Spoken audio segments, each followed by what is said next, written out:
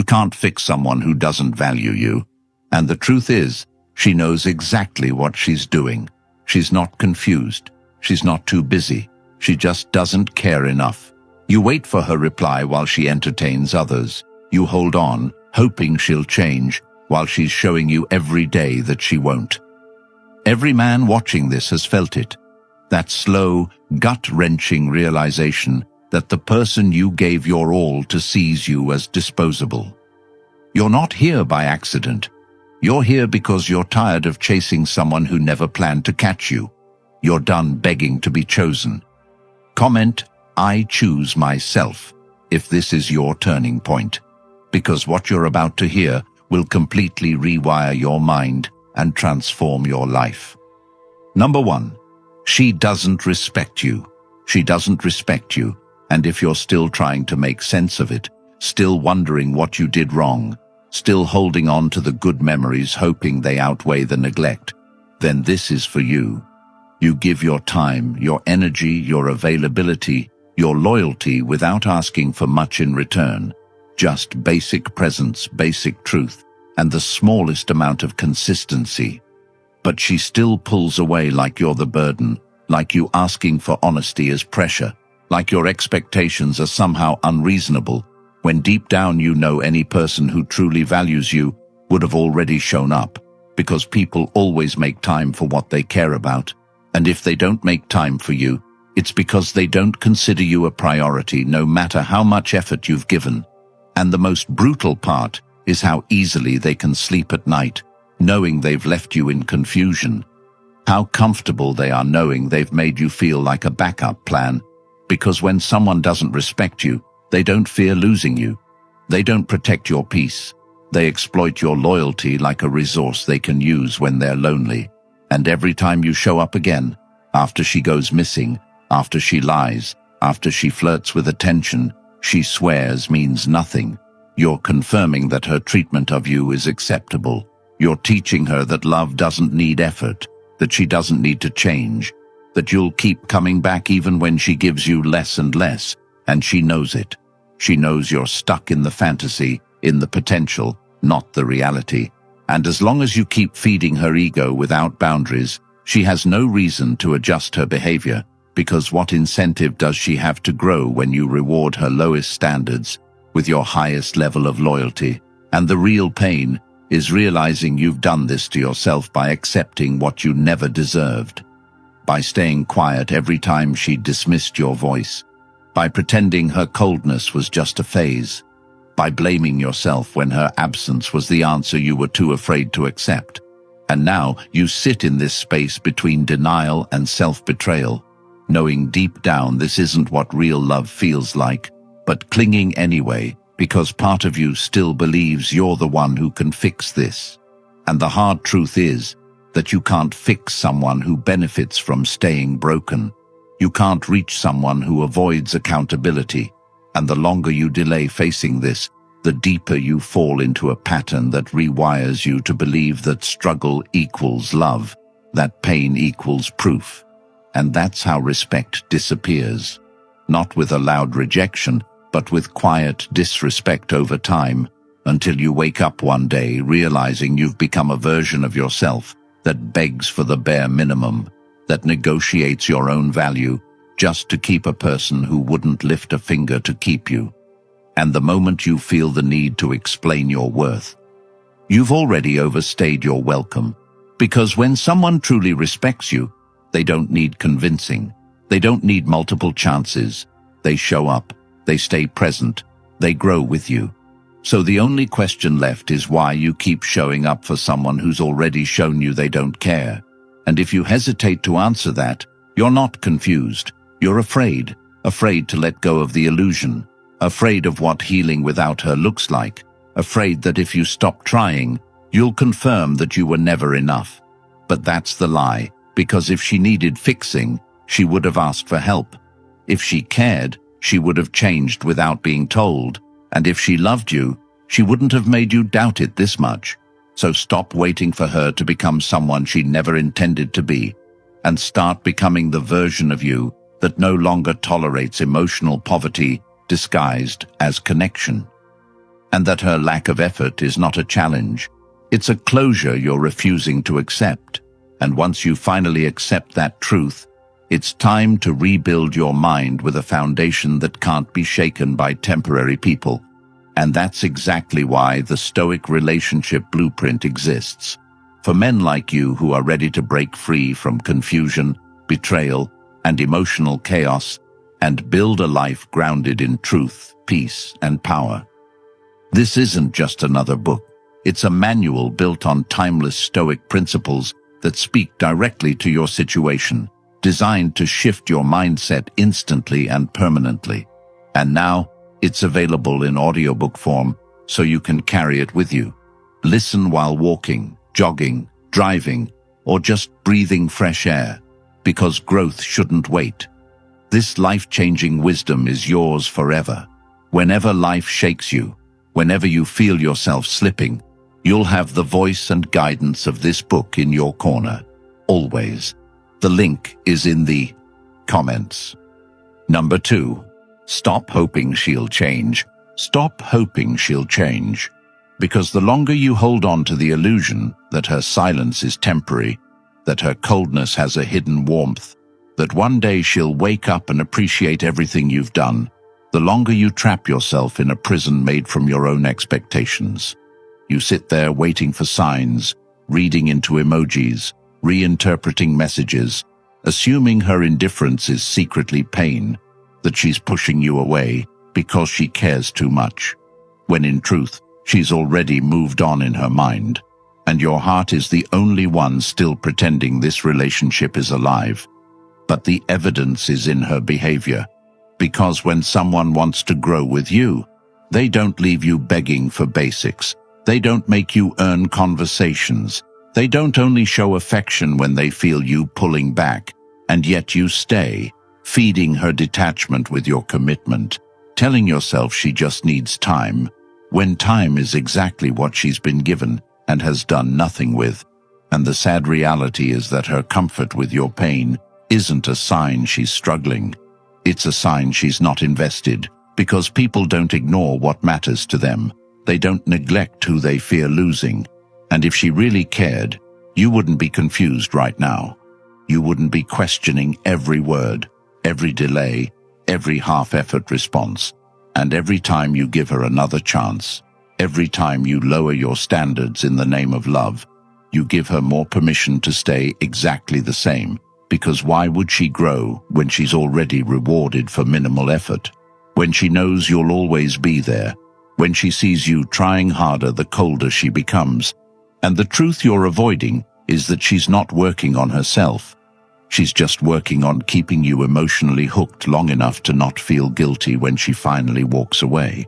And by the time you realize it, you're already months deep into conversations that go nowhere, into apologies that lead to nothing changing, into cycles that always end with you apologizing for caring too much. And it's not that she's incapable of change, it's that she doesn't want to change for you. She doesn't see you as the reason to become better, because if she did, you wouldn't be sitting here right now watching a video trying to decode behavior that already decoded itself through absence, inconsistency, and lack of effort. And if you're thinking, maybe it's just timing, maybe she needs healing, maybe she's never known love like yours, ask yourself how many times you've used that same excuse to justify what no one else would tolerate. And at what point does your patience become self-betrayal? At what point does waiting turn into willful denial of your own worth? Because every day you stay hoping she'll change is another day you don't. Another day you shrink to make her feel comfortable. Another day you build your identity around someone who treats your heart like it's temporary, and you might think detaching means giving up. But the truth is, it's the most powerful thing you can do, because it's the moment you stop handing your peace to someone who never knew what to do with it, and you start showing yourself what it looks like to love with boundaries, to walk away from inconsistency, to reject confusion disguised as connection. And it starts with choosing clarity over chaos, choosing space over second-guessing, choosing freedom over fantasy.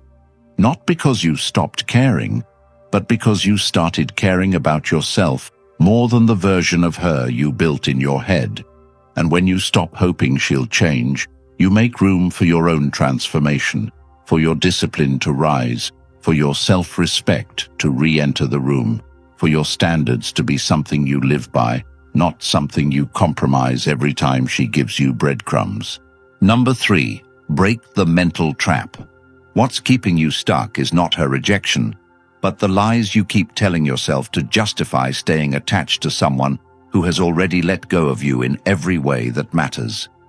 You sit there replaying every moment, every text, every conversation, trying to find where it went wrong, thinking maybe you were too available, too vulnerable, too eager to care, when in truth it was never about your effort. It was about the fact that your presence was never truly appreciated. And instead of seeing that clearly, you started turning her lack of interest into a challenge, something you had to earn, as if love is a reward for endurance. And that's how the trap begins. Not because she told you you weren't enough, but because she showed you just enough attention to keep you guessing, to keep you hooked on possibility, while withholding everything meaningful. And you started confusing the pain of inconsistency with depth, mistaking emotional whiplash for passion, believing that the emotional starvation she was feeding you was proof that you just needed to prove yourself harder. And the longer you stay in that mindset, the more you convince yourself that her approval means something about your worth. And without realizing it, you place her validation above your own peace, your own time, your own values, until one day you don't recognize who you are anymore, because everything about you is built around trying to win the attention of someone who stopped being emotionally present long ago. And you keep hoping if you stay loyal enough, patient enough, silent enough, she'll come around, but she doesn't. Because why would she when you're the one doing all the emotional labor? When you're the one waiting for her to feel something she's clearly not choosing to feel? And in that space, you begin to betray yourself, little by little, saying things like, maybe she's just not ready. Maybe I'm asking for too much. When deep down you know if the roles were reversed, you would never treat someone this way. And that's where the trap tightens. Because now your identity is wrapped up in proving your worth to someone who doesn't even see your value. And the more confused you become, the more you chase clarity from the same source that causes the confusion, and nothing changes because she benefits from the imbalance. She gains control by keeping you emotionally unstable, and you think being strong means staying. That loyalty means suffering, but strength is walking away when you know something is harming your growth, and you can't grow when you're stuck in a dynamic that rewards you with guilt for having needs, that punishes you for expressing yourself, that shrinks your voice down to silence just to avoid conflict, just to keep her close. But closeness without care is not connection, and the mental trap is believing that you need her to feel whole, that if she just changes, you'll finally feel good enough. When the truth is, she was never meant to complete you. You're meant to realize that wholeness is something you reclaim when you stop giving it away to someone who only shows up when it's convenient. And breaking the trap means waking up, not waiting. It means seeing the reality of what is, not the illusion of what you wish it could be. It means asking yourself why you keep giving chances to someone who doesn't respect your effort, who doesn't reciprocate your energy, who doesn't protect your peace. And when you ask those questions honestly, you start to see that this isn't love. It's emotional addiction, and the withdrawal is brutal because it forces you to face everything you were avoiding, the silence, the self-reflection, the loneliness. But that's where your power is, in learning to be okay without someone who used their presence like a weapon and their absence like a punishment. And from that pain comes clarity, because once you see the cycle for what it is, you realize you're not weak. You were conditioned to think that caring meant enduring, that loving meant tolerating pain. And when you reject that lie, you begin to build a life where your energy is protected, your standards are enforced, and your love is given to those who don't make you doubt it. And it all starts with breaking the trap, with letting go of the illusion, with facing the truth that if she wanted to change, she would have already, and that her lack of effort is not a challenge. It's a closure you're refusing to accept. Number 4, cut her off completely. Cut her off completely, because half measures don't work when healing from someone who used your emotions like a game and your patience like a test you never volunteered for. You think keeping a line of communication open is harmless? That checking in once in a while, keeping her on your social media, leaving the door slightly ajar just in case she wakes up one day and regrets losing you, is wise or mature or noble. But what you're really doing is setting yourself up to get dragged back into the same cycle that already drained you, confused you, and made you question your value, and you know it because every time her name pops up on your screen, your chest tightens not with joy but with dread, the kind of dread that comes from knowing what she represents. The relapse, the false hope, the version of you that you're trying to leave behind, the version that keeps letting someone back in just because you're scared to fully let go. And this is where it gets real, because until you cut her off completely, until you remove every single avenue she can use to reach you, until her name no longer exists in your inbox or your contacts or your favorites list, you will never fully move on, because deep down you're still waiting, still hoping she'll say something that makes all the hurt make sense, still clinging to the idea that one day she'll realize your worth. But that's not healing. That's self-sabotage dressed in hope. And you can't build a future while sitting in a room with the door wide open to the past, especially when the past is a person who had access to your best and treated it like a burden, who made you feel like you had to earn the love you were already giving, who dipped in and out of your life like your feelings were optional. And the longer you give her access, the longer you teach yourself that your boundaries don't matter, that your peace isn't sacred, that someone can break you and still be welcome. And that kind of permission is dangerous, because it keeps you locked in cycles that feel familiar but are killing your growth. Cycles where you confuse nostalgia with value, where you trade self-respect for old laughs, where you let someone walk back into your space just because you're scared of the silence without them. But silence is not your enemy. Your fear of it is, because once you cut her off completely and sit in that silence long enough, you'll start to hear the truth you've been avoiding, the truth that she didn't change. You just got used to being disappointed. The truth that every time you took her back, she respected you less. The truth that your peace doesn't need her presence to exist. It needs her absence to flourish. And that kind of clarity doesn't come through long talks or closure meetings or soft goodbyes.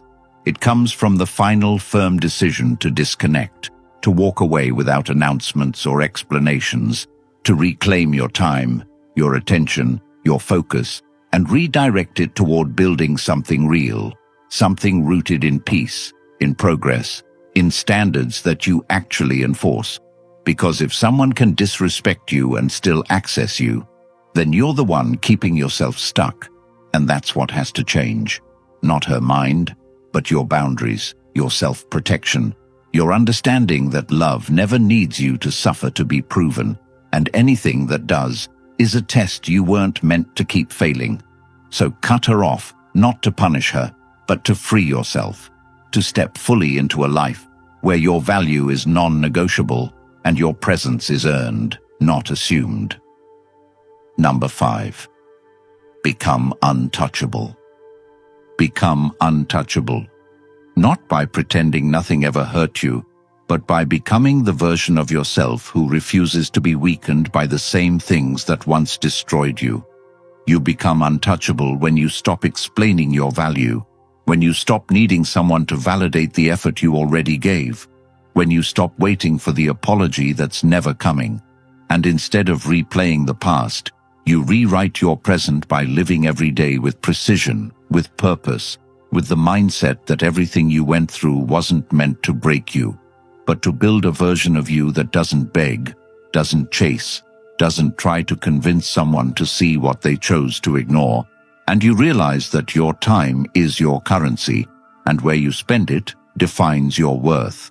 And when you spend it on people who make you feel replaceable, your value drops, not because you're less, but because you're acting like you are. And the moment you reclaim that time and invest it in yourself, in your mind, your body, your goals, you begin the process of becoming untouchable, not by becoming emotionless, but by mastering your emotions, by no longer reacting to every trigger, by no longer attaching to every opportunity, by no longer fantasizing about who people could be, and instead judging them by who they consistently show themselves to be. And when you make that shift, your energy changes, your posture changes, your standards rise, not because you're trying to be hard, but because you're tired of being handled like you're soft. And now you walk differently, think differently, decide differently, because the old version of you tolerated things that the new you wouldn't even entertain. And untouchable doesn't mean arrogant. It means unavailable for disrespect, unavailable for indecision, unavailable for relationships where your value is constantly negotiated. And you get there by cutting off what weakens you, by removing distractions, by mastering habits, by surrounding yourself with people who build, not drain, people who challenge, not compete. And you get there by understanding that peace is not something you find in another person. It's something you build by subtracting everything that disrupts it, and that includes her, especially if she was the reason you started questioning who you are, because once you rebuild the connection with yourself, once you rediscover what it feels like to wake up and not feel emotionally tethered to someone who didn't deserve your depth, you reach a level of self-trust that's louder than any compliment, any like, any temporary attention from someone who doesn't intend to stay. And at that point, people can't manipulate you with silence. They can't control you with breadcrumbs. They can't gaslight you with words, because you've replaced their noise with action, their confusion with clarity, and their access with distance. And now you move different, not because you're bitter, but because you've tasted what it's like to be betrayed and decided never again. Not in the same way, not by the same kind of energy, not by someone who calls you too much when all you ever did was care.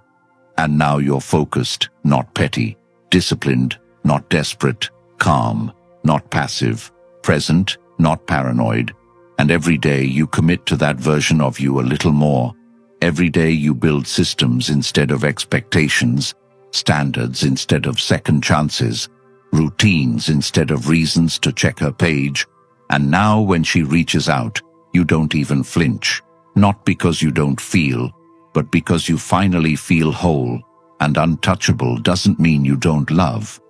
It means you know what to do when love isn't returned with the same strength, and you no longer sit in situations that weaken your identity, because becoming untouchable isn't a flex. It's a quiet, powerful decision that says I've worked too hard on myself to be dragged backwards by someone who didn't notice me until I stopped noticing them. If you're still watching, it means you're done being lied to, done chasing, done breaking yourself to fit into someone else's neglect. And now, it's time to choose you. Society doesn't want you to think like this. They want you confused, soft, compliant, begging for love that drains you. That's why the Stoic relationship blueprint was never made to be safe. It was made to set men like you free.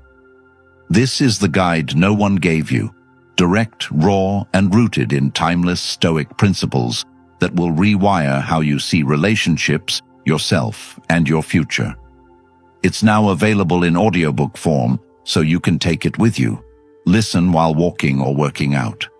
You own it forever, and every time life tries to pull you back, you'll have something real to stand on. Comment, "I choose power," if you're ready to grab it now. The link is in the comments. Like the video, subscribe. Help more men find these truths before they waste another year begging to be chosen.